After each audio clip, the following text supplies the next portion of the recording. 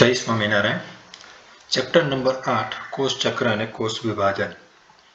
તો શરૂઆતના પહેલા લેક્ચરમાં આપણે આ બંને શબ્દોની સ્પષ્ટતા કરી હતી. કોષ વિભાજન એટલે કે એક કોષમાંથી બે કોષ બનવાની ક્રિયા, જ્યારે કોષ ચક્ર એટલે કે બે ક્રમિક કોષ વિભાજન વચ્ચેનો ગાળો. આમ જોઈએ તો એના માટે સ્પષ્ટ શબ્દ આવે કે બે ક્રમિક સફળ કોષ વિભાજન વચ્ચેનો સમયગાળો એટલે કોષ ચક્ર. અથવા તો એની બીજી વ્યાખ્યા થાય છે કે બાળકોષનું નિર્માણ થાય અને ત્યારબાદ તે જ બાળકોષનું ફરી પાછું વિભાજન થાય એ વચ્ચેનો સમયગાળો એટલે કોષ ચક્ર. તો કોષ ચક્રમાં મુખ્યત્વે બે તબક્કાઓ જોવા મળશે, આંતરાવસ્થા અને એમ તબક્કો. તો આંતરાવસ્થામાં આપણે સ્પષ્ટતા કરી હતી કે આંતરાવસ્થામાં મુખ્યત્વે ફરી પાછું એ ત્રણ તબક્કામાં વિભાજિત થશે. જીવન તબક્કો કે જેને વૃદ્ધિ તબક્કો પણ કહેવાય છે, એમાં કોષ કદમાં વધશે, વૃદ્ધિ કરશે એટલે કે કોષમાંનું સમગ્ર દ્રવ્ય છે એ બેવડાશે એટલે કે મૂળ માતૃકોષ જેટલું કદ પ્રાપ્ત કરશે. ત્યારબાદ અવસ્થા આવશે એસ અવસ્થા, સિન્થેસિસ ફેઝ. તો આ સમયગાળા દરમિયાન કોષમાં જનીન દ્રવ્ય બેવડાશે અને સાથે સાથે તારા કેન્દ્ર કે જે માત્ર પ્રાણી કોષમાં જ જોવા મળે છે તે પણ દ્વિગુણન પામે છે. તો એસ અવસ્થામાં બે વસ્તુઓ યાદ રાખવી, જનીન દ્રવ્ય બેવડાશે અને તારા કેન્દ્ર બેવડાશે. જ્યારે અંતિમ અવસ્થા આવશે એ G2 અથવા તો એનો પેટા તબક્કો છે. તો G2 તબક્કા સમયગાળા દરમિયાન પ્રોટીન સંશ્લેષણ થાય અને આરએનએ સંશ્લેષણ થશે અને કોષ પોતે વિભાજન માટેની તૈયારી કરશે. તો ત્યારબાદ છેલ્લા લેક્ચરમાં આપણે એમ તબક્કામાં આગળ વધ્યા હતા. એમ તબક્કો, તો એમ તબક્કામાં મુખ્ય બે ઘટનાઓ બનશે. કારણ કે આપણે જ્યારે કોષ રચના જોઈએ છીએ ત્યારે કોષ રચનામાં આ કોષ કેન્દ્ર કોષ રસ પટલ, અંદરની તરફ કોષ કેન્દ્ર આવશે અને બાકીનો જે પ્રવાહીમય ભાગ છે એ કોષ રસ. તો જ્યારે કોષનું વિભાજન થશે એટલે આ બે સમાન કોષોમાં વિભાજિત થાય, સમાન કદના કોષો બનશે એટલે કોષ કેન્દ્રનું પણ વિભાજન થશે અને બંને કોષોમાં કોષ રસનું પણ સમાન પ્રમાણમાં વહેંચણી થશે. તો અગાઉ અસ્તિત્વ ધરાવતા કોષને માતૃકોષ કહેવાય છે અને જે નવો નિર્માણ પામશે તેને બાળકોષ કહેવાય. તો અહીંયા મુખ્ય બે પ્રક્રિયાઓ જોવા મળશે. પહેલા કોષ કેન્દ્રનું વિભાજન થાય, બંનેમાં જનીન દ્રવ્ય સમાન પ્રમાણમાં વહેંચાશે. કારણ કે જનીન દ્રવ્યની જે વહેંચણી થશે તેના આધારે કોષ વિભાજનના આપણે પ્રકાર પાડેલા છે: સંભાજન, અસંભાજન અને અર્ધીકરણ. સંભાજન એટલે કે મૂળ માતૃકોષમાં જેટલા રંગસૂત્રો હશે તેટલી જ સંખ્યામાં રંગસૂત્રો બંને બાળકોષોમાં જશે. અર્ધીકરણની વાત કરીએ તો મૂળ માતૃકોષમાં જેટલા રંગસૂત્રો હોય એની કરતાં આ બાળકોષોમાં અડધી સંખ્યામાં રંગસૂત્રો જાય. કોષ કેન્દ્રનું વિભાજન થયા બાદ કોષ રસ વિભાજન થાય ત્યારે જ આ એક કોષ વિભાજન પૂર્ણ થયેલું ગણાય. એટલે આ બંને પ્રક્રિયાઓ જરૂરી છે કોષ વિભાજન માટે: કોષ કેન્દ્રનું વિભાજન અને કોષ રસ વિભાજન. તો કોષ રસ વિભાજન અને કોષ કેન્દ્ર વિભાજનમાં ફરી પાછા આપણે ચાર તબક્કાઓની વાત કરી કે કોષ કેન્દ્ર વિભાજન એ આમ ગણો તો એક પ્રકારે નાટકીય તબક્કો છે, એવો ટેક્સ્ટ બુકમાં શબ્દ આપેલો છે. કારણ કે આ ક્રમિક ચાલતી પ્રક્રિયા છે, ક્રમશઃ એકબીજા પર આધારિત. અને આ ક્રમિક પ્રક્રિયામાં છેલ્લે આ ચાર અવસ્થાઓ પૂર્ણ થશે એટલે કોષ કેન્દ્રનું સંપૂર્ણ વિભાજન થાય. કોષ કેન્દ્રનું વિભાજન થયા બાદ કોષ રસનું વિભાજન થશે. તેમાં પહેલા આપણે ગયા લેક્ચરમાં પૂર્વાવસ્થા વિશે સંપૂર્ણ વાત કરી હતી. તો આપણે પહેલા એની પૂર્વાવસ્થા, છેલ્લી એક આપણે એની આકૃતિ દોરી લઈએ. કારણ કે આ ક્રમિક ચાલતી પ્રક્રિયા છે એટલે આપણે કીધું હતું કે શરૂઆતનો સમયગાળો હોય એ સમયગાળા દરમિયાનની આકૃતિ જુદી હોય અને અંત સમયનો જે કાળ હશે એ સમયગાળા દરમિયાન એની આકૃતિ જુદી હોય. તો છેલ્લે જે આપણે પૂર્વાવસ્થા પૂર્ણ થાય ત્યારે જે આકૃતિ દોરી હતી એ આકૃતિમાં આ રીતે કોષ રચના, તો રંગસૂત્રો એમાં આપણે ક્રમશઃ 3 રચનાઓમાં ફેરફાર જોયા હતા. એક તો રંગસૂત્ર દ્રવ્ય, તો આંતરાવસ્થા દરમિયાન આ પ્રવાહીમય સ્વરૂપમાં હોય રંગસૂત્ર દ્રવ્ય સ્વરૂપે, પણ આ રંગસૂત્ર દ્રવ્યના સંકોચન સાથે આ અવસ્થાનો પ્રારંભ થશે. ધીમે ધીમે એ ઘનીકરણ થતું જશે, એટલે કે જે દ્રવ્ય સ્વરૂપે છે એ સ્વરૂપમાંથી ધીમે ધીમે એ ઘન સ્વરૂપ ધારણ કરે છે અને અંત ભાગમાં એટલે કે પૂર્વાવસ્થાના અંતે આ દરેકે દરેક રંગસૂત્રના સ્વરૂપમાં આવશે. તો જે રંગસૂત્ર છે એ રંગસૂત્ર 2 એકલ સૂત્ર, આ 1 એકલ સૂત્ર થયું. એવી રીતે આ એક બીજું એકલ સૂત્ર હોય તો આ 2 એકલ સૂત્ર થશે. એકલ સૂત્ર 1, આ એકલ સૂત્ર 2, અને તેને જોડતા સેન્ટ્રોમિયરનું બનેલું દેખાય.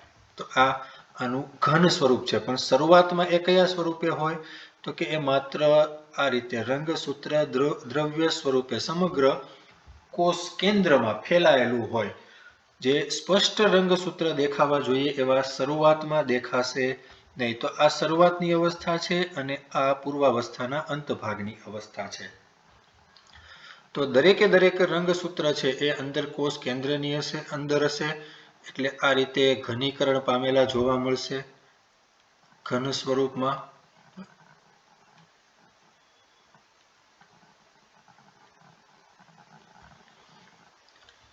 ત્યારબાદ બીજી જે આપણે વાત કરી હતી એ તારા કેન્દ્રની.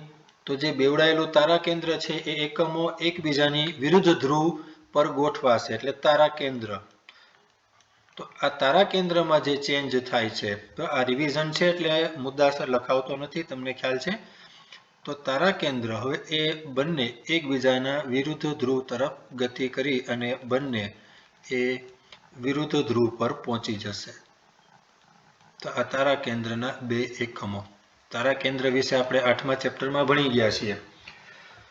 તો આ બંને એકમો એ મુખ્યત્વે દ્વિધ્રુવીય ત્રાકનું નિર્માણ કરશે. આને કહેવાય દ્વિધ્રુવીય ત્રાક, કે જે કોષરસીય પ્રોટીનની બનેલી હોય. આ રીતે આ દ્વિધ્રુવીય ત્રાક ઉત્પન્ન થાય. ત્યાર પછી છેલ્લો એક જે આપણે મુદ્દો કીધો હતો એ મુદ્દામાં કે કોષ કેન્દ્ર પટલ,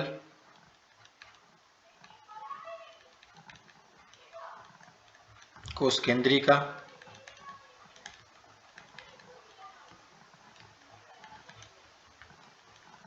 અંતઃરસજાળ અને ગોલ્ગી કાય એ અદ્રશ્ય થાય.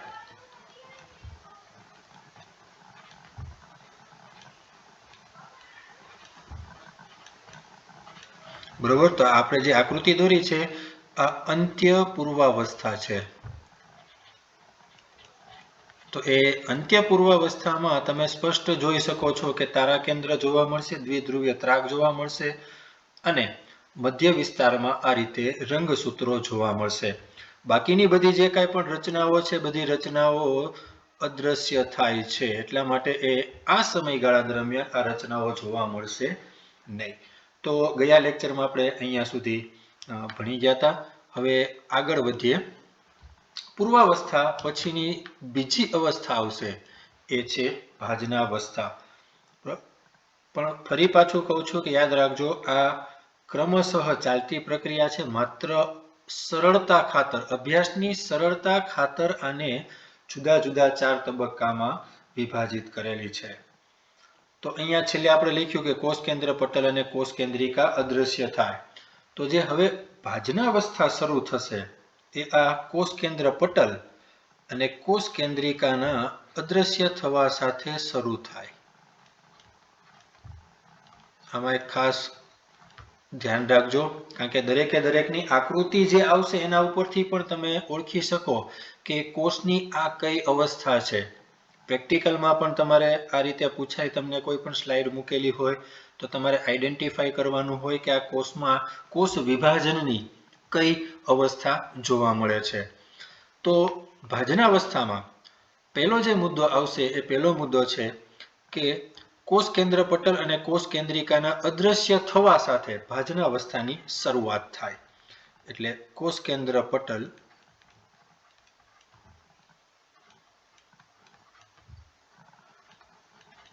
અને કોષ કેન્દ્રિકા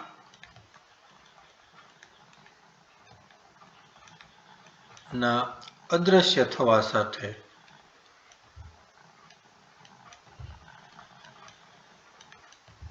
આ અવસ્થાનો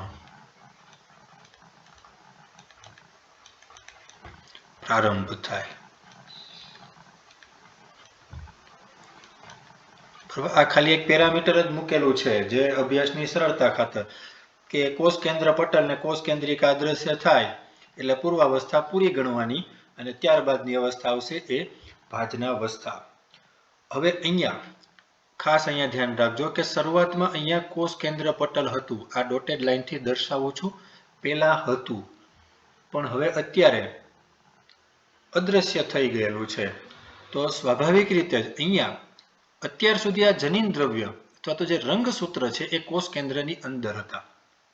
પણ હવે આ બાઉન્ડ્રી તૂટી ગઈ છે એટલે કે દરેકે દરેક રંગસૂત્ર હવે આ કોષનો જે સમગ્ર વિસ્તાર છે એ સમગ્ર વિસ્તારમાં પ્રસરી શકે. સ્વાભાવિક છે, દિવાલ જે હતી દિવાલ તૂટી ગઈ છે એટલે દરેકે દરેક રંગસૂત્ર એ કોષનો જે સમગ્ર વિસ્તાર છે એ સમગ્ર વિસ્તારમાં પ્રસરી શકે છે. દાખલા તરીકે આપણે અહીંયા એ અવસ્થાની આકૃતિ દોરીએ. આ શરૂઆતની અવસ્થાની હું આકૃતિ દોરું છું જેને પૂર્વ ભાજનાવસ્થા પણ કહેવાય. તો શરૂઆતનો જે સમયગાળો હશે તો અહીંયા બંને વિરુદ્ધ ધ્રુવ પર તારા કેન્દ્રો,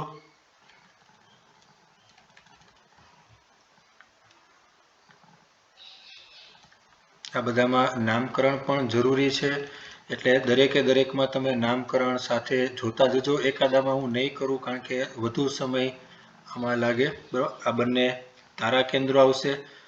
હવે જે આપણે રંગસૂત્ર દ્રવ્ય અથવા તો રંગસૂત્રની વાત કરીએ છીએ તો એ બે એકલ સૂત્રોના રીતે બનેલું દેખાશે. પણ શરૂઆતમાં એ મધ્ય વિસ્તારમાં હતા. પણ હવે કોષ કેન્દ્ર પટલ તૂટે છે એટલે આ દરેકે દરેક રંગસૂત્ર એ સમગ્ર કોષના વિસ્તારમાં પ્રસરી શકે. તો આ મનુષ્યનો જો કોષ હોય તો આમાં કુલ 46 રંગસૂત્રો હોય. આ રીતે સમગ્ર વિસ્તારમાં ફેલાશે.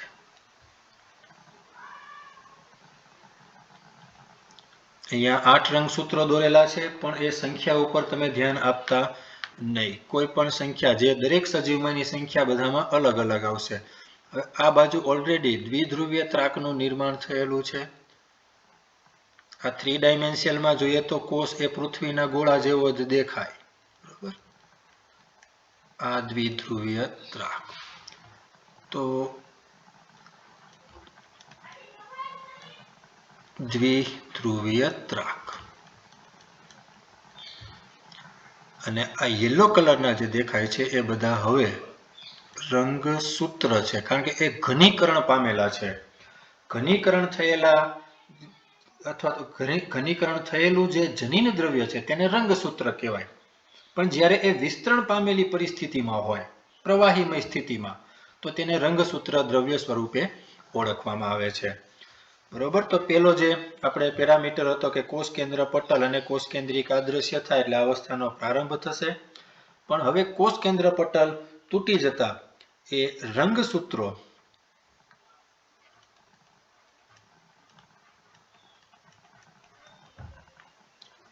કોષના સમગ્ર વિસ્તારમાં પ્રસરી શકે છે. સમગ્ર વિસ્તારમાં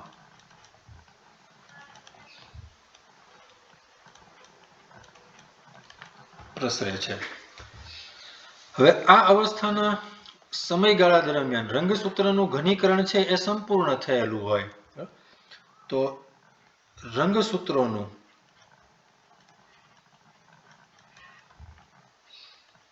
ઘનીકરણ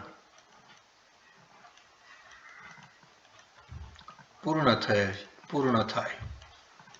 અથવા તો પૂર્ણ થયેલ હોય છે. તો ખાસ આ એમસીક્યુ માટે પણ એક અગત્યનો મુદ્દો છે. તમને એમસીક્યુમાં પૂછાય કે રંગસૂત્ર કઈ અવસ્થામાં સ્પષ્ટ જોઈ શકાય, તો એનો જવાબ છે ભાજનાવસ્થા. તો આ અવસ્થામાં જ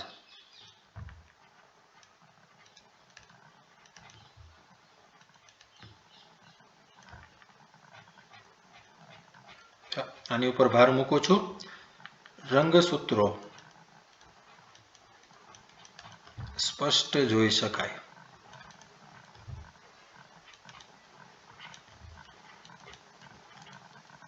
બીજી કોષ વિભાજનની એક પણ અવસ્થા એવી નથી કે જે સમયગાળા દરમિયાન રંગસૂત્રો સ્પષ્ટ જોઈ શકાય. માત્ર આ એક જ અવસ્થા એવી છે કે જે સમયગાળા દરમિયાન રંગસૂત્ર સ્પષ્ટ જોઈ શકાય. તો હવે જે દરેકે દરેક રંગસૂત્રની જે રચના છે, આપણે એમ કીધું એ રીતે બે એકલ સૂત્ર.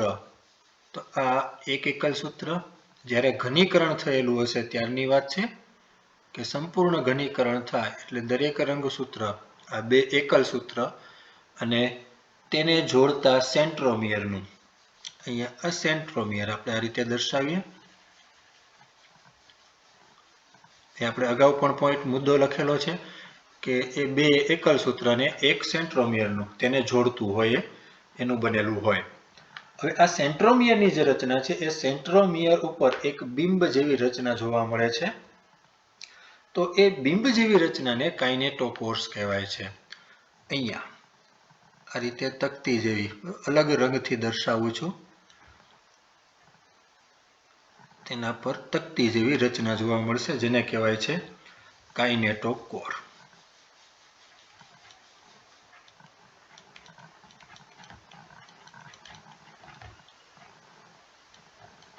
અને આ કાઇનેટોકોરનું મુખ્ય કાર્ય છે કે જે આ દ્વિધ્રુવીય ત્રાકનું જે નિર્માણ થયેલું છે, તો આ દ્વિધ્રુવીય ત્રાકનું આ જોડાણ સ્થાન છે. દ્વિધ્રુવીય ત્રાક અહીંયા આ રંગસૂત્રના સેન્ટ્રોમિયરના કાઇનેટોકોર સાથે જોડાય છે. બરોબર. તો આ એનું રંગસૂત્રનું બંધારણ થયું. દરેક રંગસૂત્ર ઘનીકરણ પછી એ બે એકલ સૂત્ર અને એક સેન્ટ્રોમિયરનું બનેલું દેખાશે. તો સેન્ટ્રોમિયર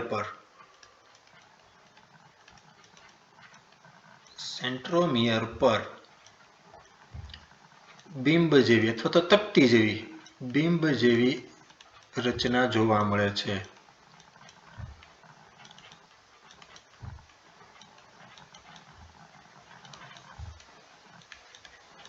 જેને કાઇનેટોકોર્સ કહેવાય છે.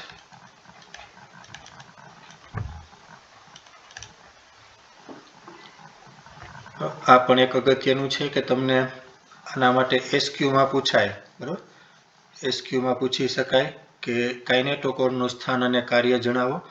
તો આ કાઇનેટોકોરનું કાર્ય આવશે કે દ્વિધ્રુવીય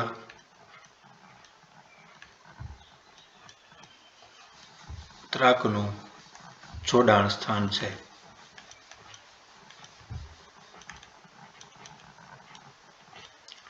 તો રંગસૂત્રમાં દ્વિધ્રુવીય ત્રાક જે જોડાશે એ સીધી જ આ કાઇનેટોકોર સાથે જોડાય છે. આટલું ક્લિયર. હવે આ પૂર્વ ભાજનાવસ્થાની આકૃતિ હતી કે કોષ કેન્દ્ર પટલ એ અદ્રશ્ય થાય એટલે રંગસૂત્રો એ કોષના સમગ્ર વિસ્તારમાં પ્રસરી જાય છે. આ બાજુ જે દ્વિધ્રુવીય ત્રાકનું નિર્માણ થયું છે, તો આ દ્વિધ્રુવીય ત્રાકમાં આ દરેકે દરેક સ્થાન ઉપર જ્યાં જ્યાં કાઇનેટોકોર હશે એ દરેક કાઇનેટોકોર સાથે આ રીતે આ દ્વિધ્રુવીય ત્રાક છે એ જોડાઈ જશે. ભલે એ ગમે તે સ્થાન પર હોય, અહીંયા દરેકે દરેક સ્થાન ઉપર આ રીતે કાઇનેટોકોર હશે રંગસૂત્રમાં. તો આ દ્વિધ્રુવીય ત્રાક સમગ્ર કોષમાં હોય ફેલાયેલી, તો દરેકે દરેક રંગસૂત્રના કાઇનેટોકોર સાથે જોડાશે. તો આટલી જે અવસ્થા છે એને પૂર્વ ભાજના અવસ્થા કહેવાય. એટલે હવે ત્રાકતંતુ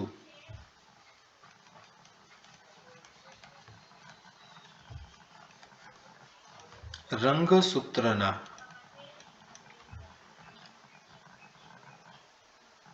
સેન્ટ્રોમિયરના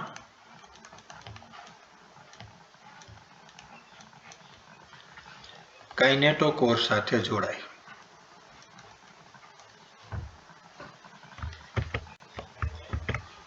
કાઇનેટોકોર્સ સાથે જોડાય છે. એનું મુખ્ય કાર્ય આ દ્વિધ્રુવીય ત્રાકનું એવું છે કે આ જે સમગ્ર વિસ્તારમાં ફેલાતા જાય છે એને શું કરશે, એની સાથે જોડી અને પેલા પકડી લેશે. સમજાય છે? તો અહીંયા હવે રંગસૂત્રો છે આ દ્વિધ્રુવીય ત્રાક સાથે જોડાઈ ગયા એટલે પકડાઈ ગયા ટૂંકમાં. હવે શું કરશે તો કે હવે આ આકૃતિ દોરીશ એટલે તમને સ્પષ્ટ ખ્યાલ આવી જશે કે હવે આમાં શું પ્રક્રિયા થાય છે. અહીંયા વિરુદ્ધ ધ્રુવ પર તારા કેન્દ્રો,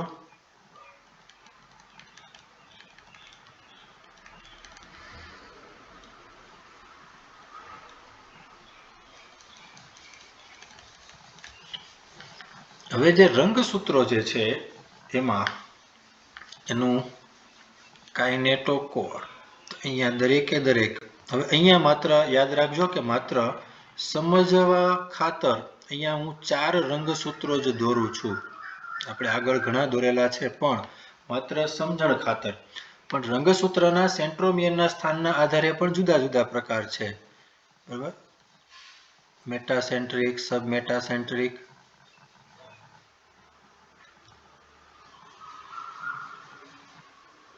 ટીલોસેન્ટ્રિક, એક્રોસેન્ટ્રિક, અમુક હોય એ આ રીતે મેટાસેન્ટ્રિક આવશે. આ બંને સબમેટાસેન્ટ્રિક છે.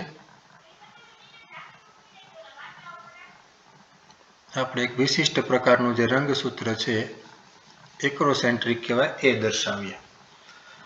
હવે જે દ્વિધ્રુવીય ત્રાક છે એ દ્વિધ્રુવીય ત્રાક અહીંયા દરેકે દરેક રંગસૂત્રના સેન્ટ્રોમિયરના કાઇનેટોકોર સાથે જોડાઈ જશે.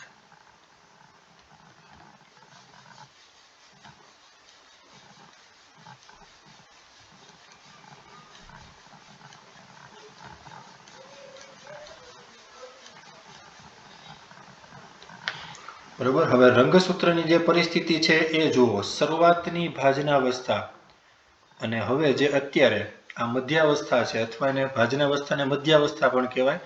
તો આ એની સ્પષ્ટ ઓળખ છે. હવે અહીંયા તમે જુઓ કે જેટલા પણ સેન્ટ્રોમિયર છે, અહીંયા આ દરેક સ્થાન ઉપર સેન્ટ્રોમિયર છે. તો દરેકે દરેક રંગસૂત્રનું સેન્ટ્રોમિયર એક જ સમતલમાં આવશે, એક જ લાઇનમાં ગોઠવાશે. સમજાઈ ગયું? દરેકનું સેન્ટ્રોમિયર એક જ સ્થાનમાં. પણ એના જે બે મુક્ત એકલ સૂત્રો છે એની જો વાત કરીએ તો એક એકલ સૂત્ર છે એ એક ધ્રુવ તરફ અને બીજું એકલ સૂત્ર છે એ બીજા ધ્રુવ તરફ આ રીતે ગોઠવાયેલું હોય. દરેકમાં જુઓ તમે. બરોબર? એટલે કે એકલ સૂત્રો છે એ વિરુદ્ધ ધ્રુવ તરફ આ રીતે ગોઠવાશે. તો આગળ આપણે મુદ્દામાં નોંધ કરીએ. જે આકૃતિમાં ફેરફાર થયો છે શું થશે તો હવે દ્વિધ્રુવીય ત્રાક છે એ દરેકે દરેક રંગસૂત્રને ખેંચીને કોષનો જે વિષુવવૃત્તીય પ્રદેશ એટલે કે જે મધ્ય ભાગ છે એ મધ્ય ભાગમાં લાવે છે. તો હવે અહીંયા દ્વિધ્રુવીય ત્રાક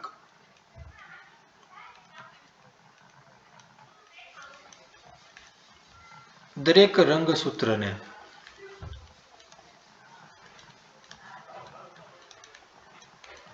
ખેંચીને કોષના મધ્ય વિસ્તાર અથવા તો જેને વિષુવવૃત્તીય પ્રદેશ પણ કહેવાય,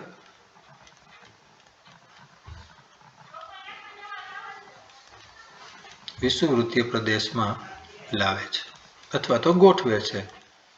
કોઈ પણ શબ્દ લખો ચાલે. હવે આ સમયગાળા દરમિયાન દરેકે દરેક રંગસૂત્રનું સેન્ટ્રોમિયર એક જ સમતલમાં રહેશે. દરેક રંગસૂત્રનું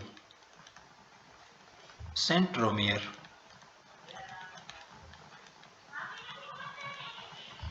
એક જ સમતલમાં રહે છે.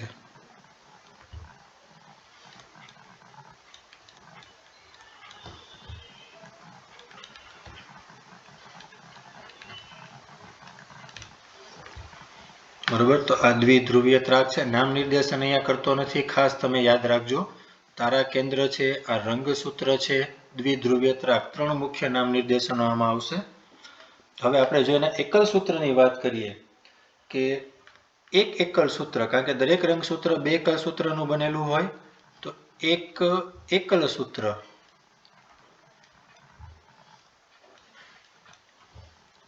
એક ધ્રુવ તરફ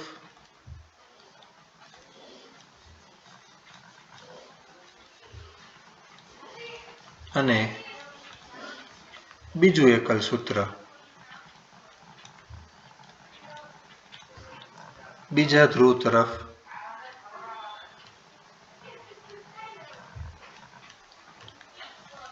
ગોઠવાયેલું હોય છે.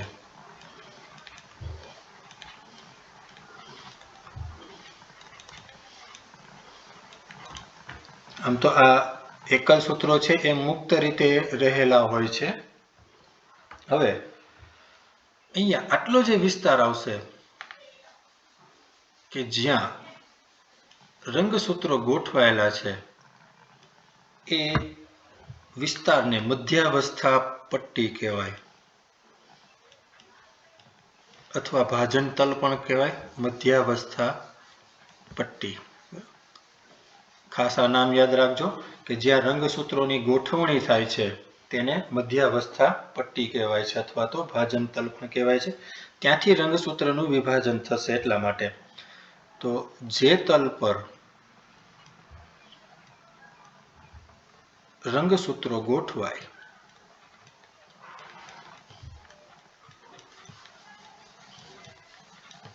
તેને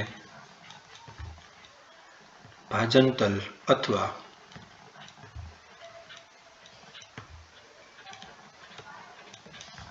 મધ્યાવસ્થા પટ્ટી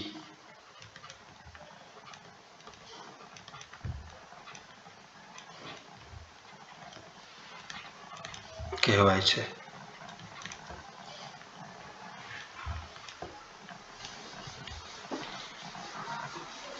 તો અહીંયા જે આ અવસ્થા છે એ અંત્ય ભાજનાવસ્થા છે, અંતિમ ભાગ, અંત્ય ભાજનાવસ્થા. ઉપરની જે આકૃતિ આપણે દોરી હતી એ પૂર્વ ભાજનાવસ્થા છે આ, અને આ અંત્ય ભાજનાવસ્થા. રંગસૂત્રો કોષના મધ્ય વિસ્તારમાં ગોઠવાય એટલે અહીંયા ભાજનાવસ્થા પૂર્ણ ગણાય છે. ત્યાર પછી હવે આવશે ભાજનોત્તરાવસ્થા, ત્રીજી અવસ્થા.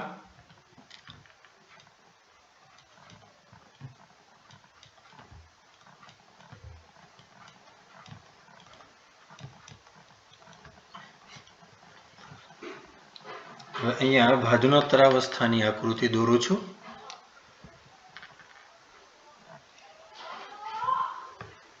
બાયોલોજીમાં એક વસ્તુ યાદ રાખવાની કે સહેજ રફ આકૃતિ દોરાશે, પણ ક્યારેય સ્કેલનો યુઝ કરવાનો નહીં, કોઈ પણ એવા ઇન્સ્ટ્રુમેન્ટ નહીં. બાજુ વડે આવશે વિરુદ્ધ ધ્રુવ પર તારા કેન્દ્રો,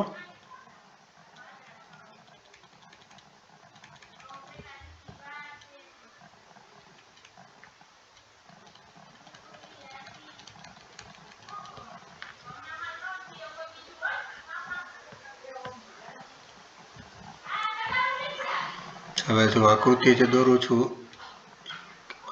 આપણે 4 રંગસૂત્રો દર્શાવેલા છે એટલે આ રીતે દોરું છું.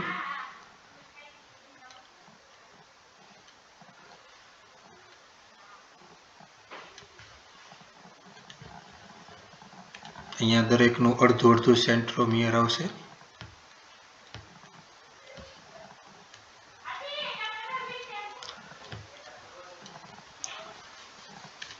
આ એકલ સૂત્રો મુક્ત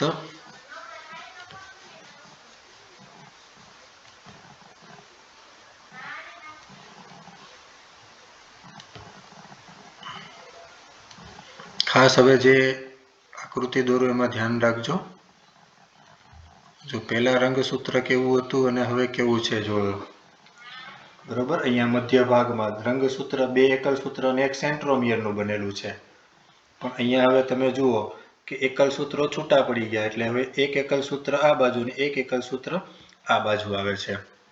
તો હવે આપણે આમાં નામ નિર્દેશન પણ એક લખી નાખીએ. આવશે તારા કેન્દ્ર, ત્યારબાદ આ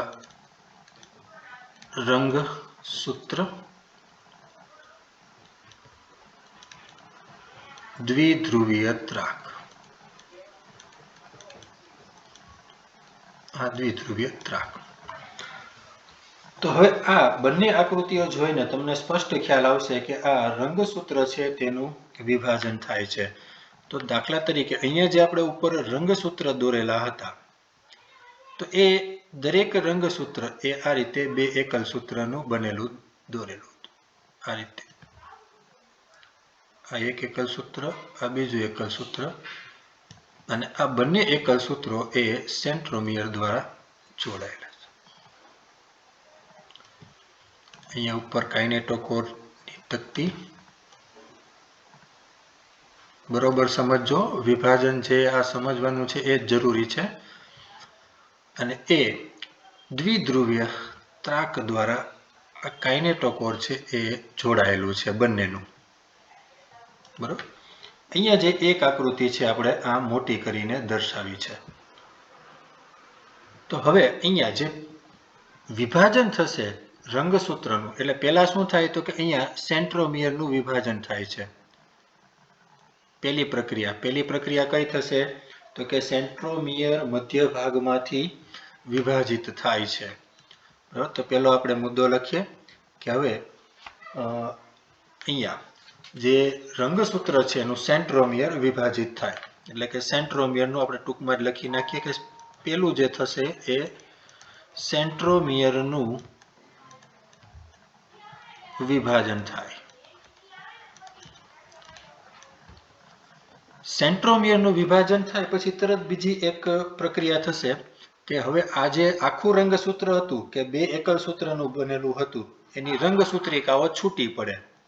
એટલે રંગસૂત્ર આખું જે આપણે ગણતા હતા રંગસૂત્ર એ બે રંગસૂત્રિકા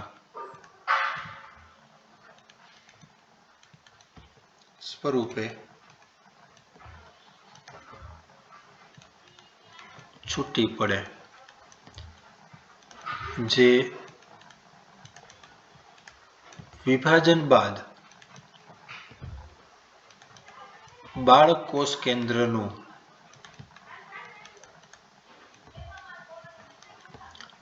રંગસૂત્ર બને છે.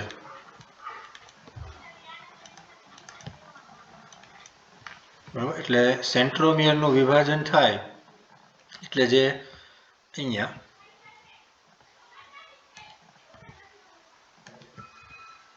અહીંથી વચ્ચેથી મધ્ય ભાગેથી આ સેન્ટ્રોમિયરનું વિભાજન થઈ ગયું. ઓકે. હવે વિભાજન થાય એટલે શું થયું તો કે અડધું અડધું સેન્ટ્રોમિયર બેયમાં આવશે. આટલું સેન્ટ્રોમિયર આમાં રહેશે અને આ બંને એકલ સૂત્રો છે એ બંને એકલ સૂત્રો અહીંથી છૂટા પડી ગયા. કે આકૃતિ ઉપરથી હવે તમને સ્પષ્ટ જોવા મળશે કે આખું જે રંગસૂત્ર હતું એની બદલે શું થયું, એ બે રંગસૂત્રિકા, એક રંગસૂત્રની બની ગઈ બે રંગસૂત્રિકા. કારણ કે ઓલરેડી આ એસ અવસ્થા દરમિયાન બેવડાયેલું જ હતું. સમજાણું? એસ અવસ્થામાં કીધું ને કે 2C ફોર્મમાં હોય તો 4C થઈ જાય, એટલે આ પેલા 4C ફોર્મમાં હતું આગળ, હવે આ છૂટું પડશે એટલે 2C ફોર્મમાં થઈ જશે. તો હવે આ રીતે બે એકલ સૂત્રો છૂટા પડશે. પણ જે બીજી અગત્યની પ્રક્રિયા થશે એ આ જે દ્વિધ્રુવીય ત્રાક છે, આ બંને બાજુથી દ્વિધ્રુવીય ત્રાકનું સંકોચન થાય. સેન્ટ્રોમિયરનું વિભાજન થઈ ગયું અને દ્વિધ્રુવીય ત્રાકમાં સંકોચન થશે એટલે શું થશે કે આમાં સંકોચન થાય એટલે આ એકલ સૂત્રને આ બાજુ ખેંચશે અને ઉપરની તરફની દ્વિધ્રુવીય ત્રાક છે એ એકલ સૂત્રને ઉપરની તરફ ખેંચશે. તો અહીંયા જે પેલા મધ્ય વિસ્તારમાં ગોઠવાયેલા હતા રંગસૂત્રો એની બદલે હવે ક્યાં જશે કે બંને એકલ સૂત્રો એકબીજાના વિરુદ્ધ ધ્રુવ તરફ ગતિ કરે છે. તો આની પછીની પ્રક્રિયા એ દ્વિધ્રુવીય ત્રાકનું સંકોચન થાય. દ્વિધ્રુવીય ત્રાકનું સંકોચન થાય.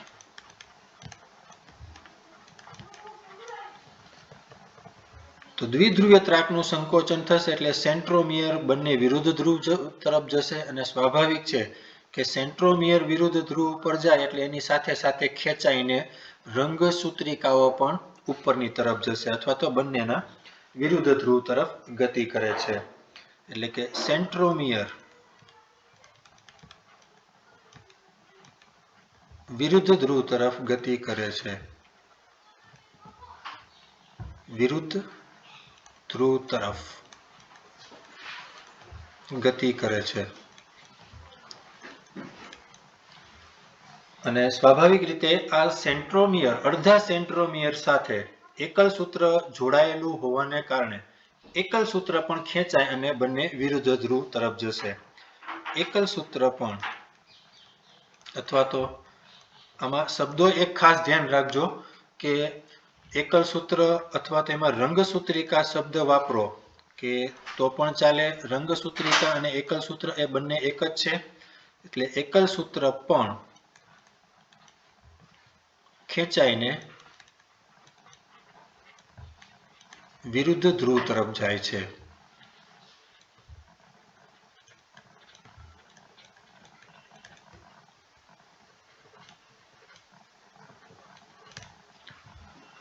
હવે સૌથી સમજવાનો અગત્યનો મુદ્દો એ છે કે આ અવસ્થાના અંત ભાગમાં જે બંને વિરુદ્ધ ધ્રુવ ઉપર જે શરૂઆતમાં છૂટી પડશે એટલે એને રંગસૂત્રિકા કહેવાય, પણ જેવું એ વિરુદ્ધ ધ્રુવ પર પહોંચશે એટલે એ રંગસૂત્ર તરીકે ઓળખાય છે. એટલે હવે વિરુદ્ધ ધ્રુવ પર પહોંચતા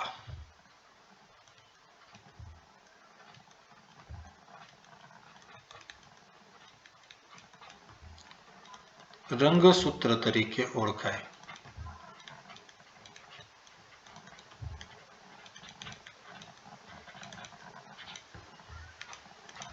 બરાબર, શરૂઆતમાં રંગસૂત્ર હતું, ત્યારબાદ સેન્ટ્રોમિયરનું વિભાજન થયું એટલે એમાંથી બે રંગસૂત્રિકાઓ છૂટી પડી. પણ રંગસૂત્રિકાઓ જ્યારે વિરુદ્ધ ધ્રુવ પર પહોંચે એટલે એ સંપૂર્ણ રંગસૂત્ર તરીકે ઓળખાશે. કારણ કે એ બાળકોષ કેન્દ્ર માટે તો એ એનું રંગસૂત્ર જ છે. તો અહીંયા હવે આપણે સંખ્યાની વાત કરીએ. અંતભાગમાં બંને ધ્રુવ પર કેટલા રંગસૂત્રો એકઠા થશે અથવા તો કેટલા રંગસૂત્રો ભેગા થાય છે. તો હવે અહીંયા આપણે જોઈએ કે જે મૂળ આપણે આ કાલ્પનિક રીતે આપણે 4 રંગસૂત્રો દોરેલા છે. તો મધ્યાવસ્થા પટ્ટી ઉપર અહીંયા રંગસૂત્રની સંખ્યા 4 છે. એટલે કે જે મૂળ માતૃકોષ હતો એ મૂળ માતૃકોષમાં રંગસૂત્રની સંખ્યા 4 હતી. પણ હવે જે નવા નિર્માણ પામતા બાળકોષ કેન્દ્રો હશે એમાં પણ બંનેમાં જુઓ કે તમે ગણી શકો છો કે અહીંયા પણ ઉપરની તરફ 4 રંગસૂત્રો છે, 1 2 3 4. એ જ રીતે નીચેની તરફ પણ 1 2 3 અને 4 રંગસૂત્રો જોવા મળશે. તો આપણે એવું કહી શકીએ કે અંતભાગમાં બંને ધ્રુવો ઉપર એટલી સંખ્યામાં રંગસૂત્રો એકઠા થશે કે જેટલા મૂળ માતૃકોષમાં હતા. તો આનો છેલ્લો મુદ્દો કે અંતભાગમાં અથવા અંત સમયે બંને વિરુદ્ધ ધ્રુવ પર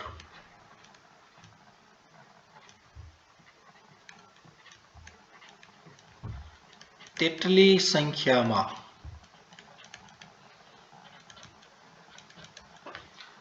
રંગસૂત્રો એકઠા થશે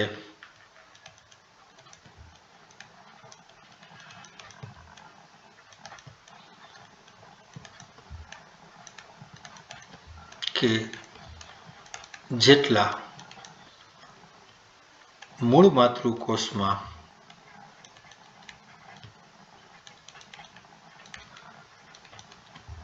હતા. ઉદાહરણ સહિત આપણે સમજીએ તો મનુષ્યમાં 46 રંગસૂત્રો 23 જોડ. તો આ પૃથ્વીના ગોળા જેવો કોષ છે. આપણે આ 2 ડાયમેન્શનલ આકૃતિ દોરી છે. પણ એ ફરતો જે આખો વિષુવવૃત્તીય પ્રદેશ છે ત્યાં રીતે 46 રંગસૂત્રો ગોઠવાશે. જ્યારે વિભાજન થવાનું હોય ત્યારે આ રીતે અને ઓલરેડી એ 4C ફોર્મમાં હોય ત્યારે, કારણ કે S અવસ્થામાંથી પસાર થઈને આવેલા છે. પણ જેવું વિભાજન થાય એટલે ભાજનોત્તર અવસ્થાના અંત ભાગમાં બંને ધ્રુવ ઉપર પર પાછા 46 રંગસૂત્રો જ ભેગા થશે. ખાસ આ એક વસ્તુનું ધ્યાન રાખજો. જો ન સમજાય તો 1-2 વાર આ વિડીયો રિપીટ કરીને જોઈ લેજો. છેલ્લે અવસ્થા આવશે ચોથી અંત્યાવસ્થા.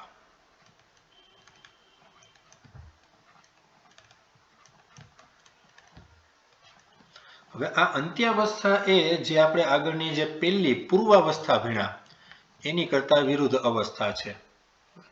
તો અહીંયા આપણે આકૃતિ પહેલા દોરી લઈએ અંત્યાવસ્થાની.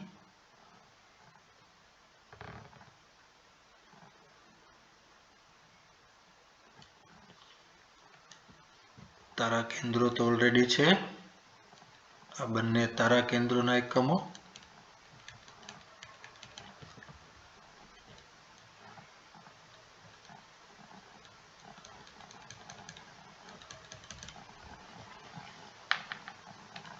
હવે જે ફેરફાર થાય છે એ ખાસ ધ્યાન રાખજો. તમે ખાલી આકૃતિ ઉપરથી પણ સ્પષ્ટ આમાં જોઈ શકો. તમે પોતે લખાણ લખી શકો કે આમાં કયા કયા ફેરફારો જોવા મળ્યા.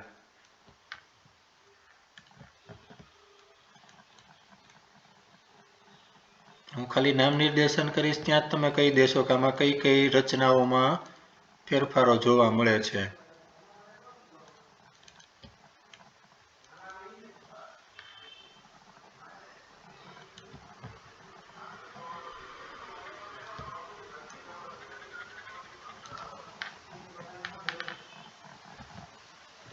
હવે અહીંયા આપણે નામ નિર્દેશન કરીએ. તારા કેન્દ્ર તો ઓલરેડી છે જ. તારા કેન્દ્ર,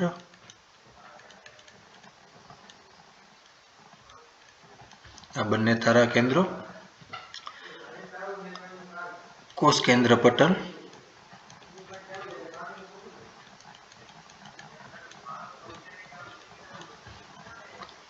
આવશે કોષ કેન્દ્રિકા,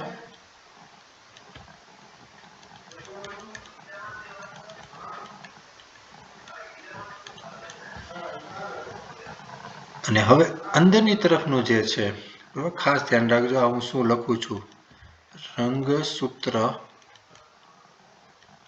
દ્રવ્ય. આગળની જે અમુક રચનાઓ છે એ પણ અહીંયા કે દાખલા તરીકે અંતઃકોષ રસજાળ હોય તો અંતઃકોષ રસજાળ છે પુનઃ નિર્મિત થશે.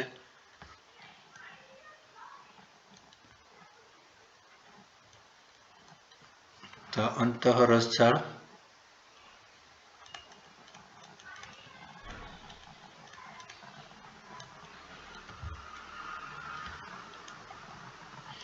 એ જ રીતે ગોલ્ગી કાંઈ પણ પુનઃનિર્મિત થાય.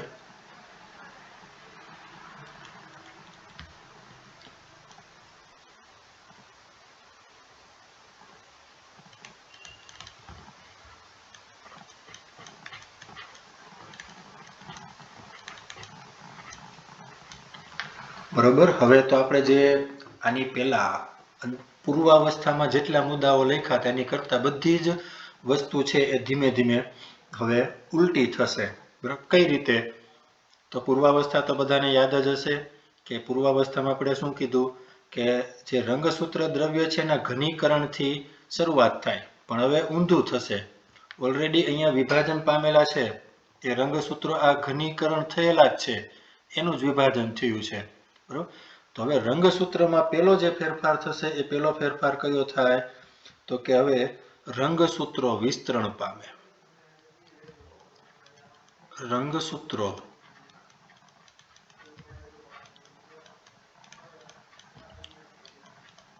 વિસ્તરણ પામે. એટલે શરૂઆતમાં આમ ગણો તો રંગસૂત્ર દ્રવ્ય આપણે કહીએ છીએ કે કયા સ્વરૂપમાં હોય તો કે રંગસૂત્ર દ્રવ્ય સ્વરૂપે છે. પછી શું બનશે તો કે રંગસૂત્ર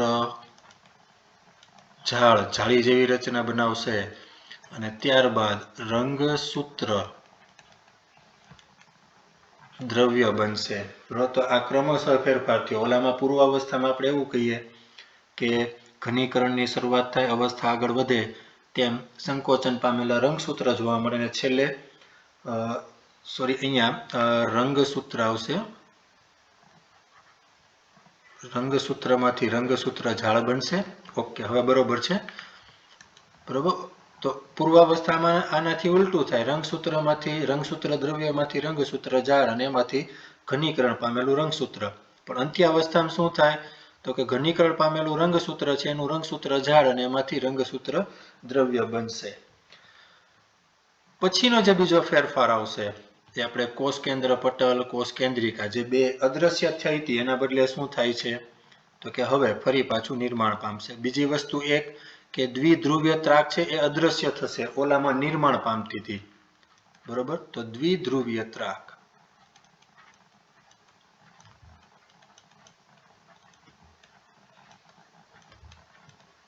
અદ્રશ્ય થાય.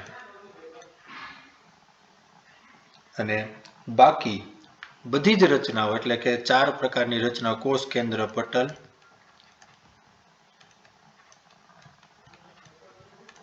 કોષ કેન્દ્રિકા,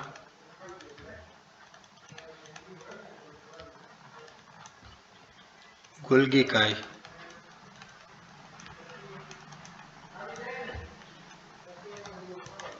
અને અંતઃરસજાળ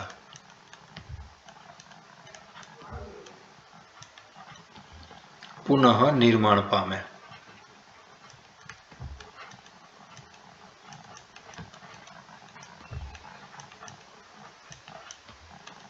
અહીંયા આપણે બધી જ રચનાઓ ફરી પાછી, કારણ કે આગળની પૂર્વાવસ્થામાં બધી રચનાઓ નથી દેરી, પણ અહીંયા હવે આ પુનઃ નિર્મિત થશે. તો અત્યારની જે આ કોષની પરિસ્થિતિ છે, હવે એક અગત્યની વાત એ તમને કહી દઉં કે જે આ કોષ કેન્દ્રિકાનું નિર્માણ થાય છે, કારણ કે હવે આ કોષ કેન્દ્ર પટલ અને કોષ કેન્દ્રિકાનું નિર્માણ થઈ ગયું એટલે બે કોષ કેન્દ્રો બની ગયા. પણ આપણે એક વિશિષ્ટ પ્રકારના રંગસૂત્ર વિશે ભણેલા છીએ કે જેની ઉપર ગોળ દડા જેવી રચના જોવા મળે. આ રંગસૂત્રને આપણે શું કહીએ છીએ? એક્રોસેન્ટ્રિક રંગસૂત્ર. અને આને કહેવાય સેટેલાઇટ ભુજા. સેટેલાઇટ ભુજા. તો આ જે સેટેલાઇટ ભુજા છે એ સેટેલાઇટ ભુજા ઉપર વિશિષ્ટ કેન્દ્ર આવેલા હોય છે જેને કહેવાય છે કોષ કેન્દ્રિકા આયોજિત પ્રદેશ. આ સેટેલાઇટ ભુજા શું ધરાવે? કોષ કેન્દ્રિકા. કોષ કેન્દ્રિકા આયોજિત પ્રદેશ. તો આ કોષ કેન્દ્રિકા આયોજિત પ્રદેશ પરથી કોષ કેન્દ્રિકાનું નિર્માણ થશે. નોંધ લખવી હોય તો ખાસ યાદ રાખજો. આ વિશિષ્ટ પ્રકારના રંગસૂત્ર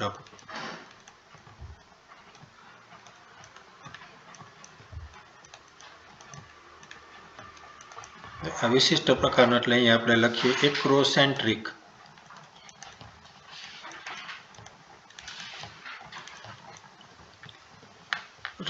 રંગસૂત્ર પર આવેલા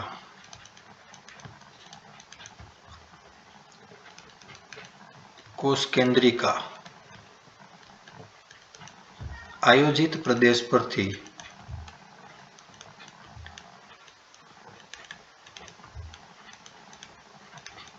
કોષ કેન્દ્રિકાનું નિર્માણ થાય.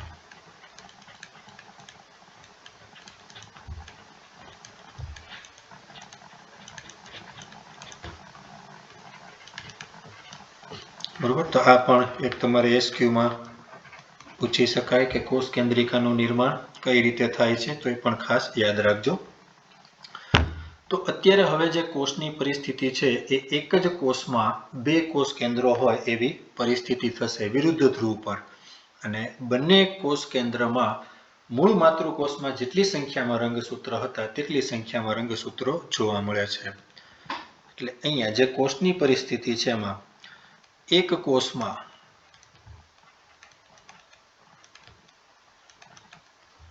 બે કોષ કેન્દ્રોનું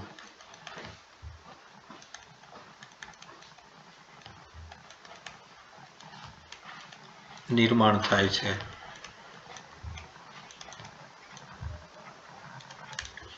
અને અગત્યની વાત કે બંને બાળકોષ કેન્દ્રો અત્યારે જે બાળકોષ કેન્દ્રો જ કહેવાય, કારણ કે હજી એનું સંપૂર્ણ વિભાજન થયું નથી. એટલે બંને બાળકોષ કેન્દ્રો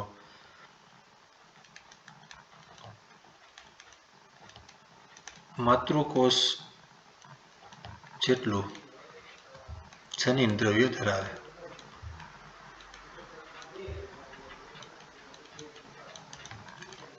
પણ આ એસ અવસ્થા પહેલાનું જેટલું માતૃકોષમાં હતું તેટલું જનીન દ્રવ્ય એ ધરાવશે. હવે તો અહીંયા આ કોષ વિભાજનની પ્રક્રિયા અહીંયા પૂરી થશે.